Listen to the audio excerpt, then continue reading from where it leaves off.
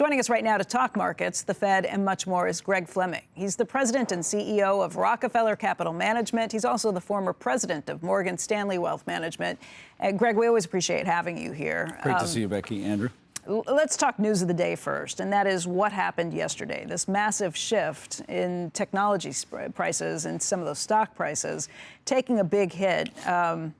Is it a buying opportunity? What happened here? Were they overvalued before, or did the world really change that much in a day? You know, I think we need more facts on exactly what happened yesterday. I mean, did this all happen with many fewer chips, or did they stockpile chips and have access to chips? Is the mousetrap better? You know, that remains to be seen. It seems to be. Is it actually that much less expensive? But, you know, Becky, my view is that the space is so transformative and there's so much investment going into it that there was bound to be innovation and progress made outside the U.S. as well.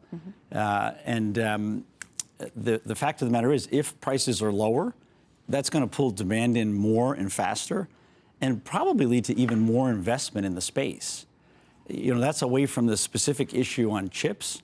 But broadly speaking, I have a hard time seeing this as being a major shift in the investment resources and everything going into AI and what it's going to do going forward. I guess the question becomes, is it a shift in who the winners are in this? That's a good question, and I think that is the question.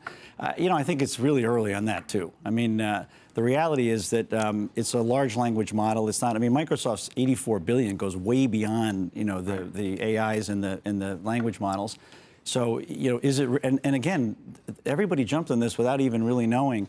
Is it substantially fewer NVIDIA processors? Is it, you know, did they have, you know, ultimately a similar number that they had either bought or stockpiled?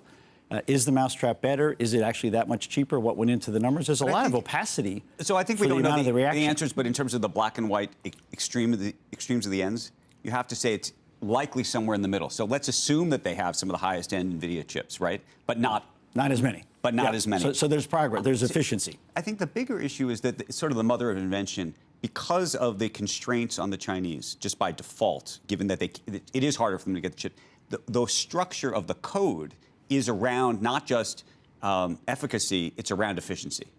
And I think if you look at what OpenAI has been doing, you look at what Gemini and Google, all of these guys have been doing, they've almost disregarded the question about, can we do this more efficiently for now? It was always, let's just leapfrog and try to create progress, and we'll deal with the efficiency question later. This code, I mean, just on a material basis, from what little I understand about it, was as focused, again, on this sort of efficacy issue, which, again, may not be 100% of what OpenAI is. But if it's 90%, it then just raises the question, once everybody starts to focus on efficiency, how that changes the dynamic. Although, first of all, wouldn't you expect efficiency at this point? Because there's been massive amount of dollars going quickly to a transformative technology, and you always have efficiency as a focus once a technology starts to move forward. So you'd expect it. And if the efficiency is actually that much, a dramatic move, then that will pull in more demand quickly because it's lower cost. You're going to have more users, and doesn't more demand in a space that's as transformative as this. Doesn't that ultimately lead to even more investment over time? It may shift, and the winners may shift. Except there's this very interesting question about the open source of it all, right? So the closed models, I get that. Now that it's an open model, and we were talking about how, and this was sort of the undercurrent of what I was learning in Davos all last week. So many CEOs playing with OpenAI, playing with Claude, which is Anthropic's service, playing with Gemini, and then saying to themselves, you know what, this is really expensive. How much of this can I replicate using Llama or some other open source model? And so you have a lot of them already moving in that direction. That is a sea change unto itself that I don't think people were picking up. And now that there's a service that I think bests Llama. But I think the other issue with that is it's not just cost, it's also having control of it, not being beholden to somebody who basically can hold you up for ransom by owning all of it. That's where, part of the whole Sputnik, this notion of a Sputnik moment, if this was a software, if this was a company in the UK or in Norway, would that have been the reaction? Right. From a Sputnik standpoint. But I think ultimately what Becky said is really the question that is going to come out of this, which is winners and losers, not space. I think the space will continue to attract a tremendous amount of investment. It's going to change the nature of every single business and how people do things. Well, but what I don't understand why you're saying that part of it. I think it's a smart question. It's the question I appreciate. The answer, I'm more complicated, because if you say to yourself, Apple, which for whatever reason decided not to invest in this space the same way everybody else did, and yet they can be a winner. Yeah. Because they're just going to deal with the edge compute at the end of the day, and they don't need to actually build the frontier model. Right. Other people are going to say the same thing. Yeah, but that's winners and losers. That's not what's going to happen. In the development of AI will continue.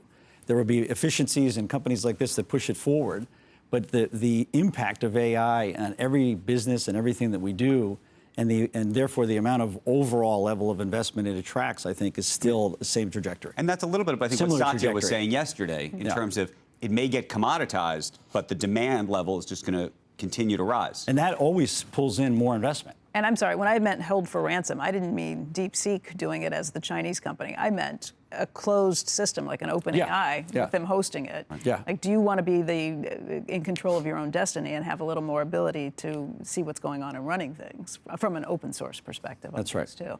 Greg, let's just talk about the Trump administration, the early days here. What are you hearing from business leaders? What are you seeing actually take place? What changes are coming as a result of a new administration? You know, Becky, one of the data points that I think is instructive on the Trump administration so far is the small business survey that came out after the election. I mean, it was an incredible number, the highest leap in confidence in that survey since Reagan. And by the way, same story with the Business Council, with big companies. So, you know, there are this notion of animal spirits. The last time I heard about a bounce in animal spirits to the extent we're having them here is when we started pulling out of the credit crisis. So I don't know what year that really was, but 10 or 11, you know, and people were talking about, don't worry, animal spirits are now back. So this notion of animal spirits and confidence that business has in several things that are clearly pro-business, deregulation, and the government pulling back from most industries in a fundamental way, the support that even the bully pulpit around we want American business to go and run, that's all in the drinking water. So there's a lot of optimism on the business side, and it does ripple through to our clients as well. I mean, people are feeling generally good from a business standpoint where we are in the United States as we head into February of 2025. Great. Greg, thank you very much for joining us today. We really appreciate having you on. Always good to see the two of you. Nice to see you. Okay.